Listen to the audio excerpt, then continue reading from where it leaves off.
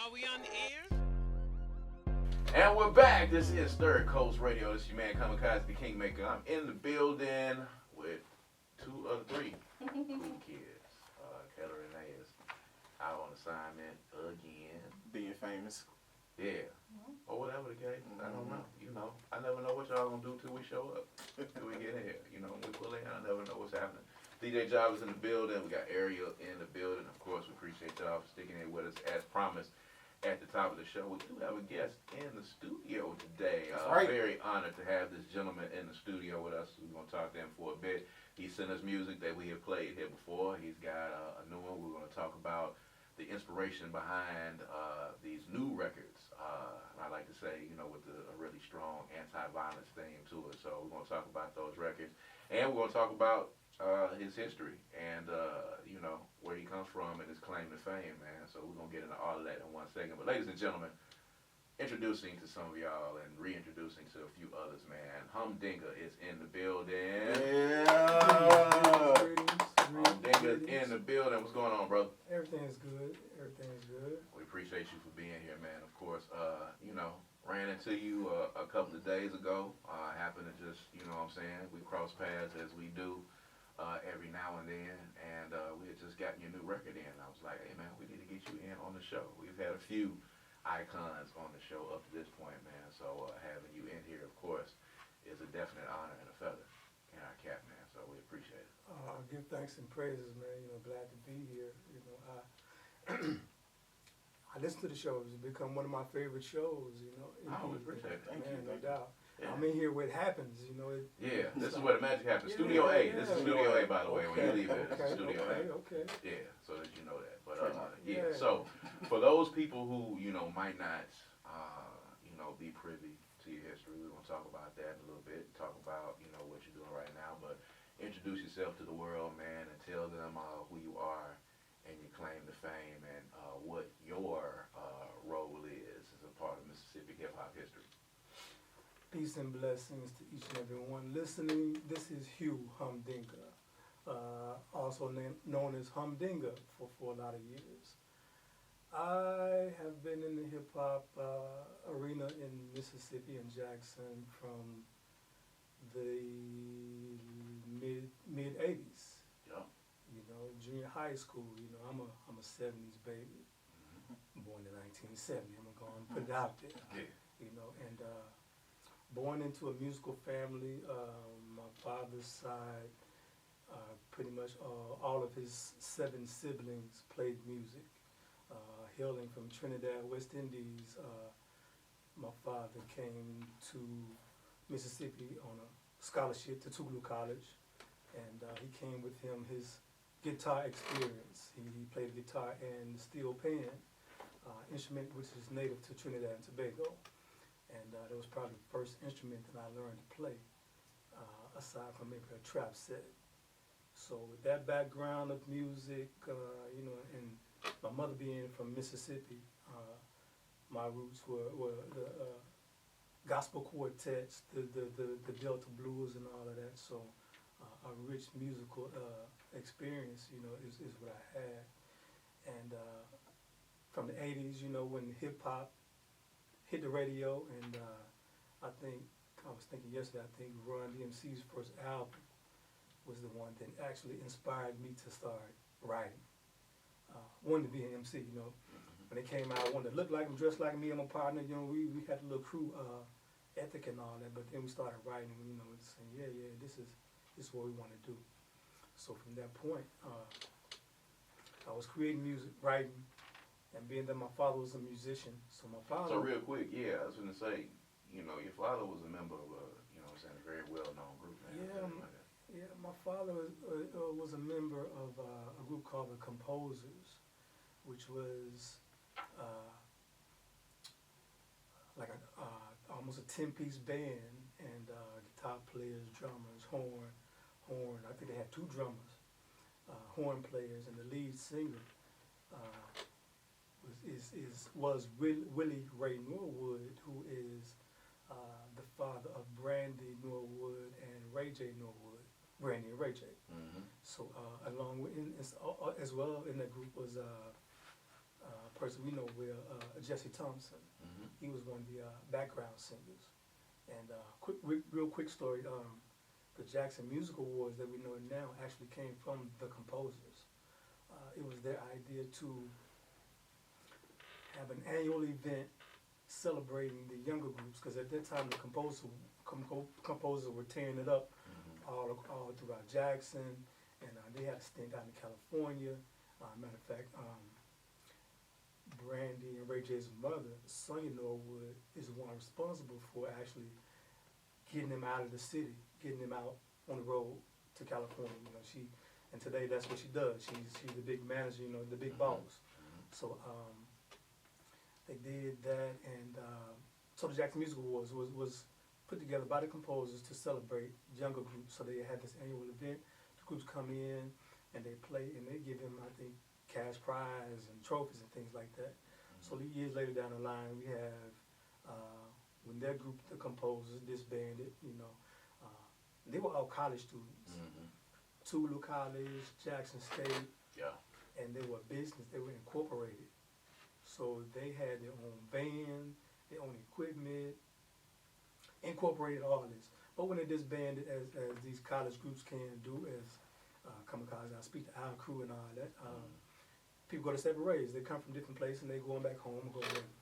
So Jesse Thompson took the idea, and down the line, he and I think Lee King further developed what is known as the Jackson Music Awards. That's right. That's right.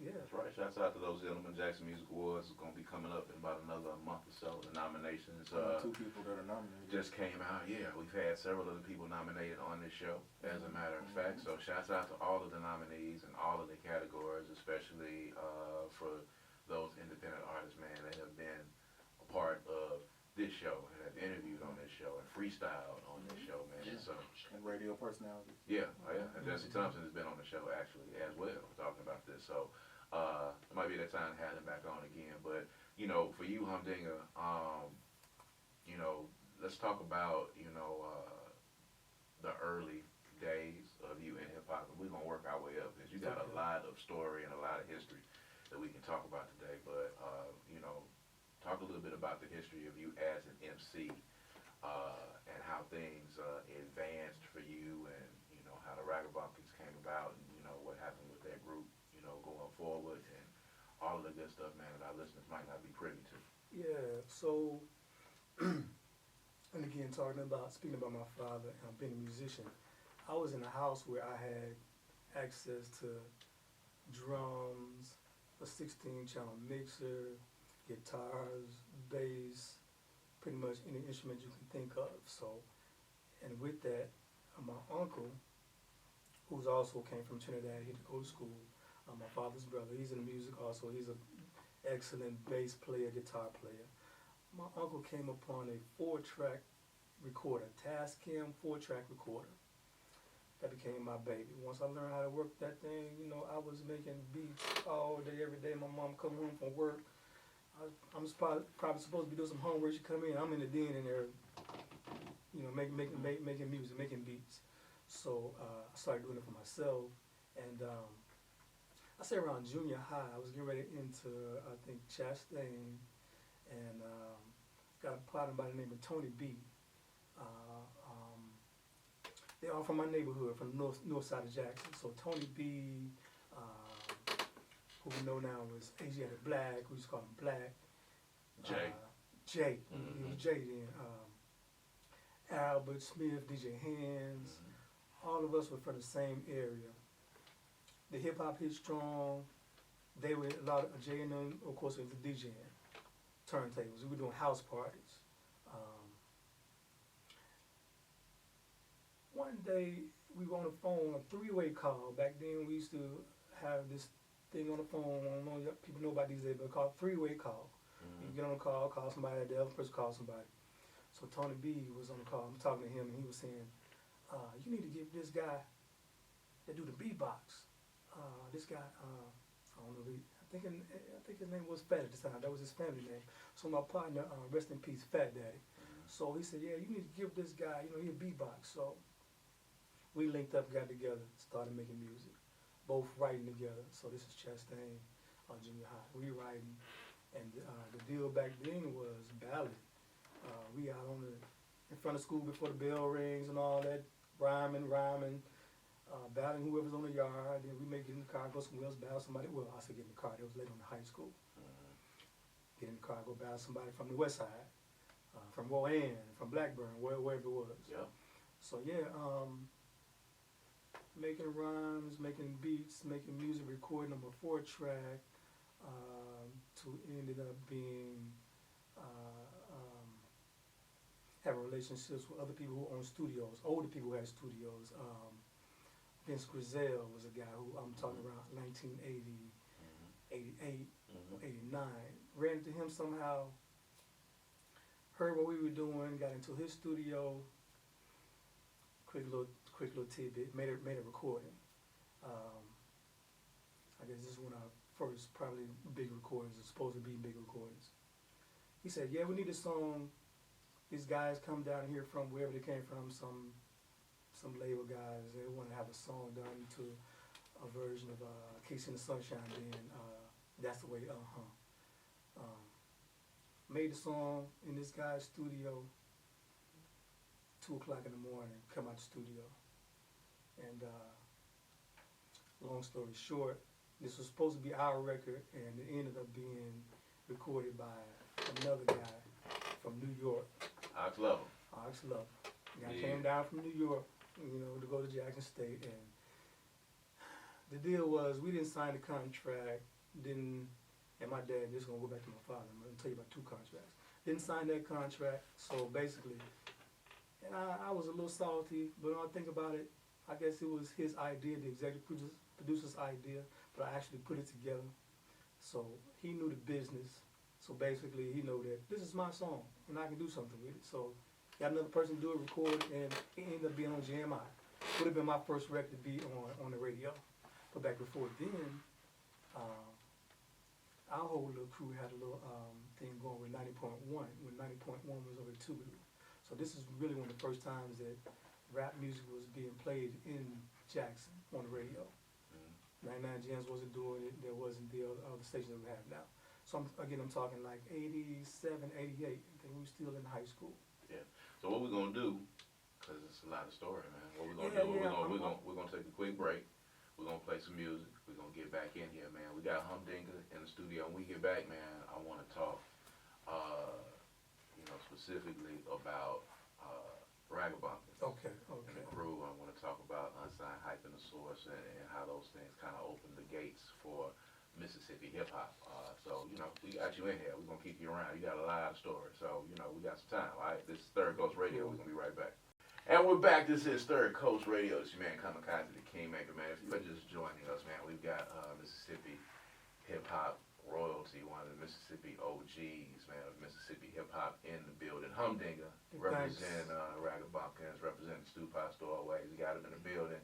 And we were talking a little bit about you getting started in the business. I know a lot of our listeners probably can't even fathom, thinking back to 88, 89, you know what I'm saying, even before then, when you started getting into what you were getting into. But all of this kind of made its way up to you getting to Jackson State, forming the Ragabumpkins. This is after, kind of fast forwarding, because, we'll have to, in another segment, we'll have to talk about that B-Boy Records, showcase. Yeah, and we got to talk about Quiet Storm, turning into Ragabumpkins. It's a Mm-hmm. lot of stuff. We got a lot that we can get into. It's a lot of history. But, talk a little bit about, when you and Fat got together, formed a group, started putting the instrumentation into it, and then Quiet Storm turns into Ragabumpkins, and then what happened with Ragabumpkins and the Source. Yeah, okay, so first off,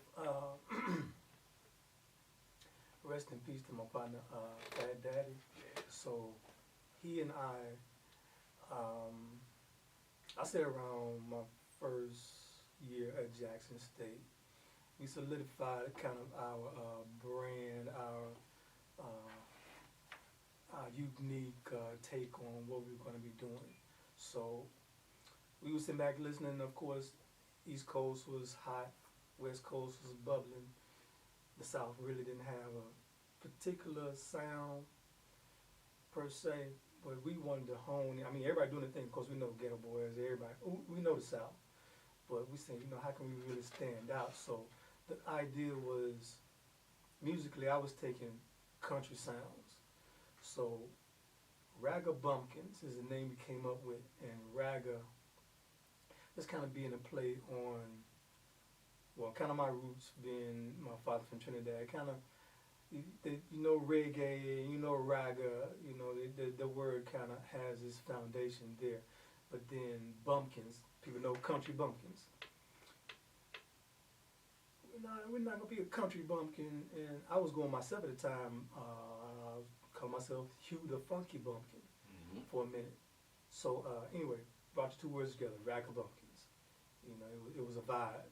So our whole thing was it's going to be country terms. I was using a lot of samples in my music, so gospel samples, blues samples, anything crunchy, grimy. That you hear it, you're gonna hear country. So we even had a song, I think it was called Country. Well, we mentioned the word country funk. So even from that, I dress. Maybe Buzz may come out with a straw hat or something. Whatever. The vibe was trying to be uniquely Southern. So had a little thing. I'm gonna put the B-Boy records in there real quick. Did a little contest. Had a contest at Masonic Temple, sponsored by B-Boy Records. B-Boy Records, who y'all know or may not know, is the record company that Boogie Down Productions launched from. So won a contest. First place prize was supposed to be a recording contract. Won a contract. Went down there one day. Hey, come sign a contract. Me and my partner. Hey, we're gonna go sign a contract with these grown dudes down here. We 18. 60-year-old guy said sign this contract. Signed a contract. Went back home. Told my dad, we just signed a contract. I said, no, you didn't. We going down there to tear it up right now. Got in the car, drove down there. He talked to these dudes. Said, hey, these dudes are minors. We gonna rip this up. As a minor, didn't know then. You can get signed to it. A contract. Right. Entails a life insurance policy, all kind of stuff. Tax write-off, boom, boom, boom. Right. All right. Forward that, maybe about another year later, a few years later, I say about 90. Actually, after my stint at Jackson State, Ragga Bumpkins, we come upon a writer from the Source magazine, by way of my partner Prism, a guy who was active down here in hip hop. He said, this guy's down here doing a story on the jail lynchings that were going on in Mississippi. I told him about y'all. I want to come check him out here. I played y'all's music. Come to the hotel, holler at him. Went to the hotel, linked up with him. Said, I like y'all music. We're gonna see if we can do a piece for y'all in the Source magazine. A piece called Unsigned Hype. Unsigned Hype, come to find out, was the launching pad for Biggie Smalls. I remember Mobb Deep before they were Mobb Deep. Yeah. They were Havoc and Prodigy, and some other people down the line. So we did get that feature in Unsigned Hype. That was probably our biggest hoorah in the rap in our rap career. Did some other work with a guy who's an attorney now in Atlanta, Carl Washington. He took us out to Nashville, Tennessee for a expo showcase kind of deal. We met a big dog woman in the game, Wendy Day, who at that time was working with Def Jam. So we thought that was going to be kind of, hey, we about to be there. So it didn't really pan out, and years down the line, our group disbanded, the duo disbanded, my partner and I, and he actually passed away about 13 years ago, coming soon. Yeah. But I'm backtrack real quick and say, I was a part of Jackson State. I was a part of a crew called Stew Pot Stowaways, which consisted of, at that time, the network, which was Kamikaze and his crew, and David Banner, and vice versa. And my partner who just passed away, I just got recently, had an unfortunate incident, man. He ended up in prison years back then, and just got out a few years ago. P. Dope. I'm telling you, boy, I thought this cat was gonna be who Busta Rhymes is today. Had the same kind of energy and same charisma. But we rolled as a crew at Jackson State with Stew Pot Stowaways. We did shows around Jackson. our own little, you know, we were doing it, Yeah. you know, and that was some good times for me as far as my hip hop days go. Yeah. So we're gonna do some questions real quick because we're gonna talk about what you're doing now. But I know they got some things they want to ask. Yeah, let me get my paper back because I was up here mesmerized by the story. Y'all hear it? People listening? I got my paper out. All right. Crumple. Yeah. Like we in the office and Yeah. you're not ready, but yeah, you still got questions. All right. So I'll go ahead and just say this: like with your extensive career and experience, man, somebody that's young coming in and was sitting right here at this table, what would you tell them? What would be the most important thing that you would tell them? Definitely know that it's your passion. Work at your craft. You know, be as good as you can at it, and definitely now learn the business. These young guys really now, I think, are way more advanced than we were. I don't think we were too concerned about the business then, but now it's all in front of them. You know, you got these platforms, social media and all that, so you're learning how to put your music out there, how to market yourself and all of that. But yeah, learn as much about the business as you can, you know, insides and outs. Don't always have to be the artist, you know, learn the in front of the camera, the in front of the mic, the behind the microphone, and be a good people person. You know, look for opportunities to connect with people, build good relationships. You know, and just try to be a good person, and as well, I would say to the young people, you know, you have a voice. Anytime you give them a microphone, you have a chance to speak to a lot of people. Make sure you can reach people with as much positivity as you can. You know, use that platform to say something good to help somebody. That's always been my thing when I was doing the music. I remember doing an interview for a news station back in the day, and they was actually asking like, why do you do this? And my thing was, it wasn't to entertain so much, but to be able to hopefully help somebody with what I was doing, what I was saying. And I want somebody to walk away and feel good from what they heard. So yeah, bring some goodness with what you got. Bring some goodness. That's good. So within your career, I mean, there's a lot of challenges that you may have faced. So during your time in your career, like, how did you stay grounded and everything, through everything that you may have faced, like struggles or like, you know, of course, the contract situation and things like that, like other things are part of the business that you wish you should have learned too? Well, it's a love, it's a passion of mine, so I hadn't really gotten paid from it yet. I'm just now getting to the point where I say, okay, let me see if I can monetize things, you know, get in here and make some profit and whatnot. So I would do it just because, you know, I enjoy doing it. I like to hear what I create, and man, you know, having reality kick in and say, know that, no, you're not making that money yet. You got to get a real job, you know, and having to work and other jobs and having other responsibilities make me say, okay, if you want to do it, you can still do it, but you got to take care of, you know, your daily responsibilities, and you can still do it. But yeah, just knowing that I do love it, and it's always there for me if I want to, and having people to kind of say, okay, yeah, I like that, what you did and whatnot. You know, that helps keep me going. You know, I produce some things for other people in the area. Other groups coming up, demos and whatnot, and for them to employ my services, my creativity, they let me know that, okay, yeah, you got some part in it, you got some stake in it. You can be in the room. Okay. Java said he had a question. Yeah, we can hear you. Yeah, I'm good. I mean, just because you whispered it. Be like, I got a question. Now we heard that. Now it was that cause, but we heard it.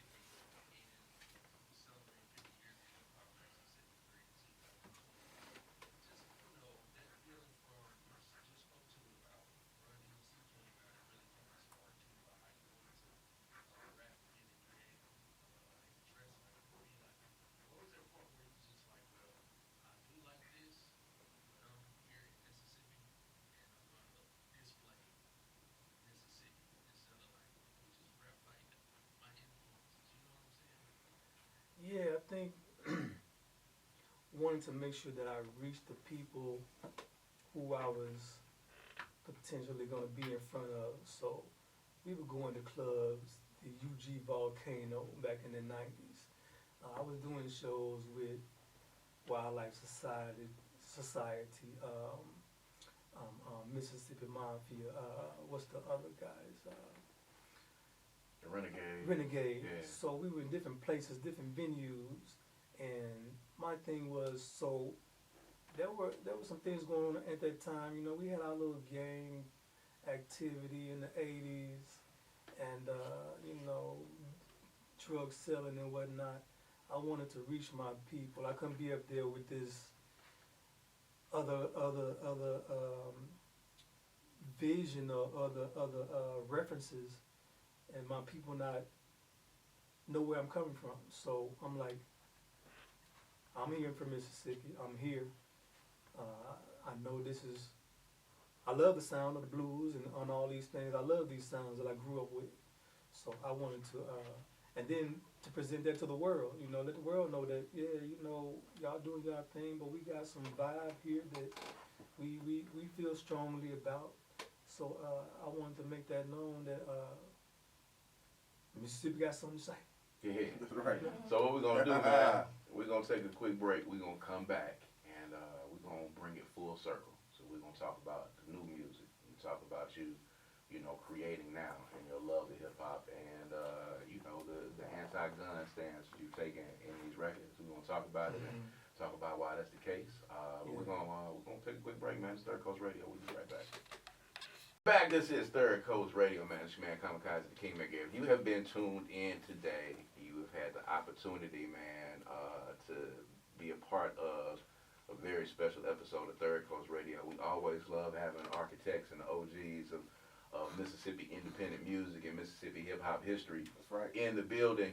And we've been talking for a couple of segments with my man Humdinga, Hugh Addison Yes, today, I am. you know, formerly of the Rag Bumpkins and the Stew Pie Stowaways in here talking about his beginnings in Mississippi hip hop history, of course. If you're listening to us in all 82 counties as you do, man, if you're doing hip hop in the state of Mississippi, you know, look up Rag Bumpkins, all right? You know, look up, you know, Rag Bumpkins and Unsigned Hype in the Source, you know, the first Mississippi act to be to represent us in Unsigned Hype in the Source. It was a really big deal at that time. So to see these brothers in the magazine representing on a national level was a huge thing. So you need to know your history, because if you don't know, you know, what has happened before, you don't know what's going to happen, you know, going forward. You got to know where you came from and know where you're going at the same time. But speaking of which, coming full circle, you know, you started back doing music again. I remember being up late one night,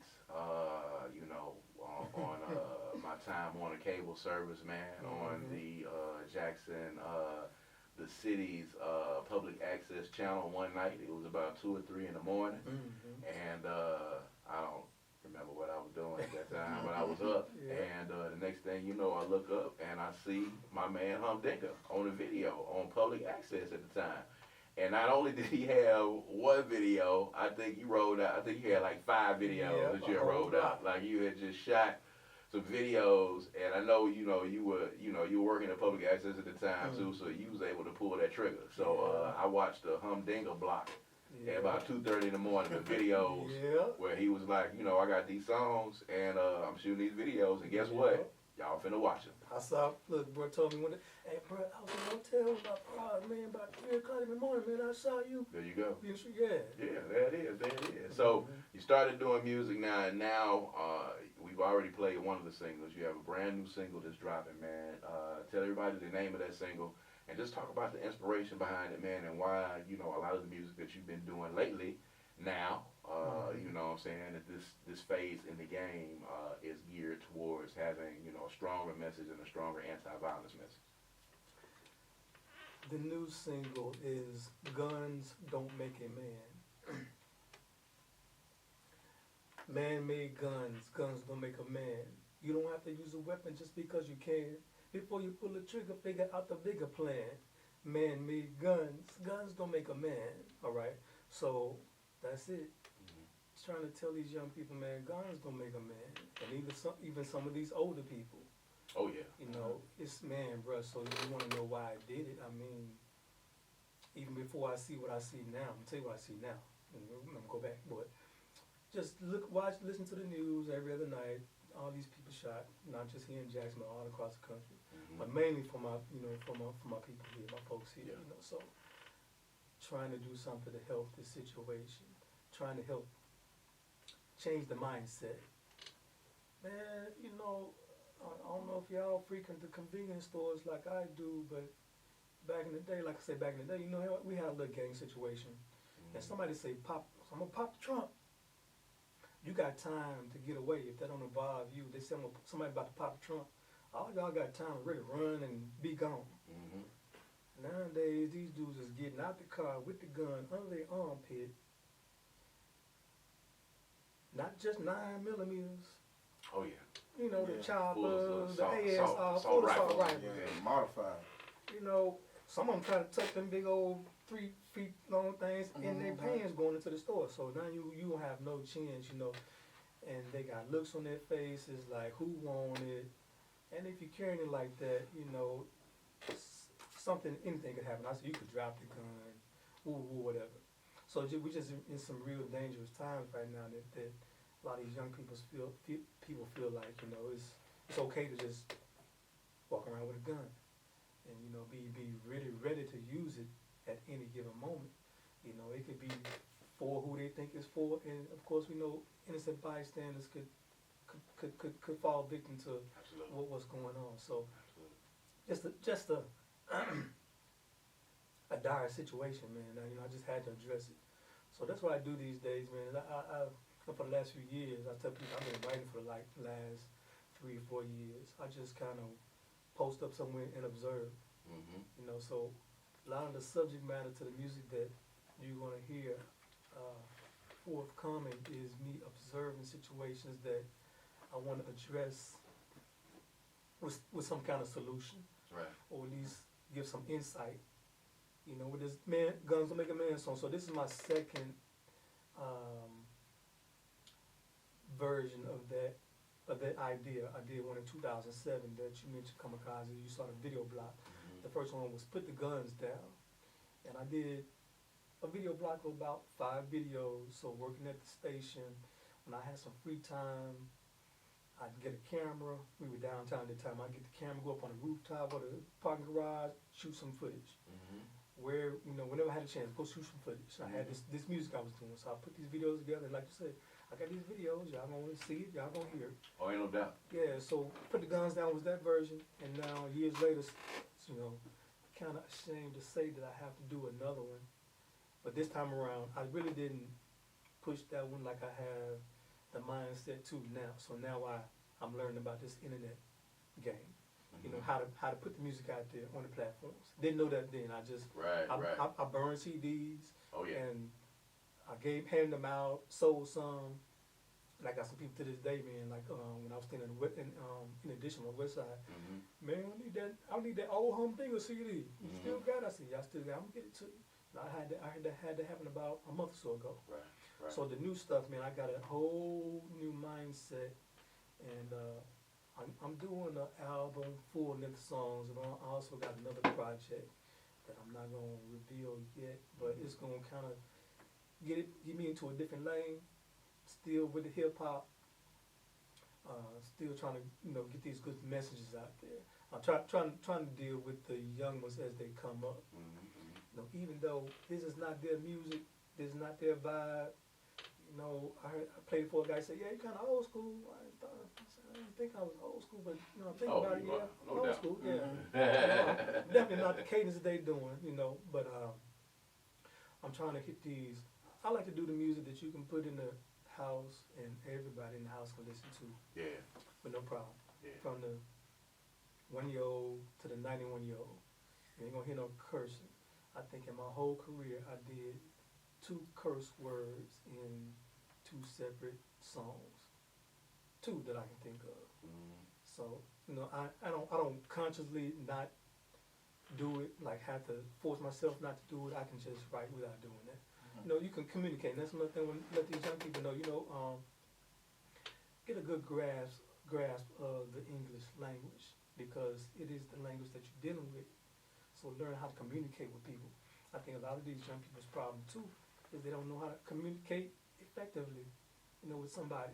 So Conflict resolution. you know, so they're gonna use a lot of words that they really don't mean to say. And then so when they got these guns, oh, who won it? Yeah. So something pop off real quick. I'm like, bro, y'all could have sat down and really talked, find out what was going on before somebody pulled the gun. So yeah, guns don't make a man, spread the word, if you got a young one who needs to hear that message.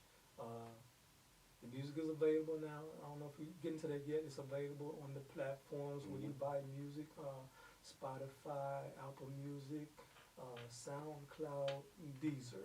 So if anybody that wants to get in touch with you, like if they hear these records and they want to see you live, if they want to get in touch with you for, a Humdinga verse or production or any of it, of course, man, this is the moment right now. Your time to shine. Give everybody the contact. Okay, I think I'm going to go ahead and shoot the number to you. Okay. Best way to reach me is by phone right now. 601-291-0776.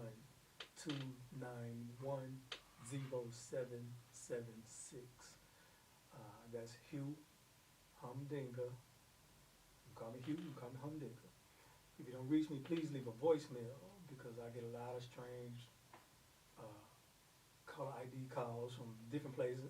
Basically, I don't answer calls if I don't recognize it. That's right. You know what I'm saying? If I don't That's recognize right. it, I'm not gonna answer it. And if you're really for real about it, whatever it is, you're gonna leave a message. You're going to text, Yeah, text, leave a message. There you go. Message. Yeah, don't say you ain't never pick up the phone. I call you. I don't know who you are, bro. So That's it. yeah. I'm Terry from Oklahoma. Yeah, and I'm gonna try to tap into the Instagram. I'm just getting my feet wet with Instagram. I think I'm Humdinga Hugh on Instagram. So if you wanna get in that way, We're gonna get you. We're gonna catch you up to speed, man. We'll get you in here, man. The youngsters need to hear the wisdom that you got, man, to be able to reach and be successful. You know how it's going down. We're gonna catch up to speed. Make sure you got all that rolling like you need to get rolling. Ladies and gentlemen, man, Humdinga in the studio with us, man. Yes, sir. We appreciate you for being here, man. I hope you guys, were taking notes, and I hope y'all were listening very intently, man. All of y'all out there listening to us right now, man. This is Mississippi hip hop history in the building. And of course, when we had OGs in the building, man, we always sit and just, have a really good conversation because there's a lot of history there. And, bringing it up full circle, still doing music for the love of hip hop, for the love of music, man. So, just make sure that y'all go out and check out Humdinga's records when you get a chance to on all streaming services. All right, so we're going to get into that new single right now. All right, and when we come back after that, we got more Third Coast Radio, man. Let's go.